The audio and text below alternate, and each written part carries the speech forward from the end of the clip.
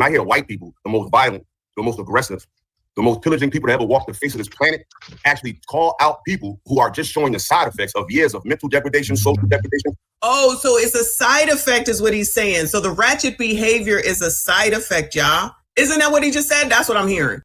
And if I'm hearing that correctly, that's a crock of baloney. You cannot give an excuse for your behavior. So if you see the ratchet behavior and the things that are going on, it's a side effect from white supremacy, discrimination, slavery. Y'all already know what the list is, right? Redlining, all that stuff. So you're trying to tell me that when my grandmothers were alive during, probably my great-grandmother, definitely during Jim Crow, right?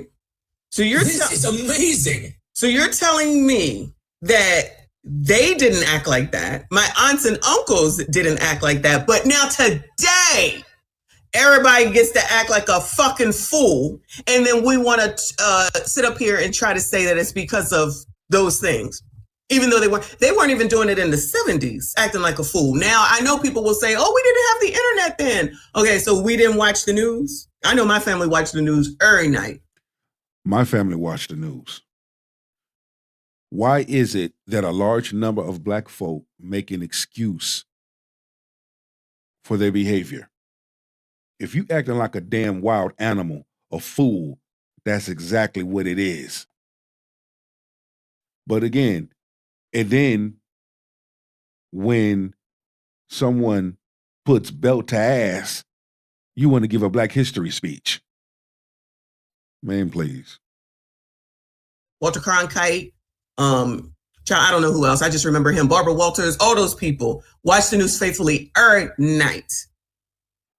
My mother talks about my mother born in April, and I think Martin Luther King must have got assassinated around her birthday, right? And she remembers it like it was yesterday. Probably like I remember 9/11 is how she remembers the assassination of Dr. Martin Luther King.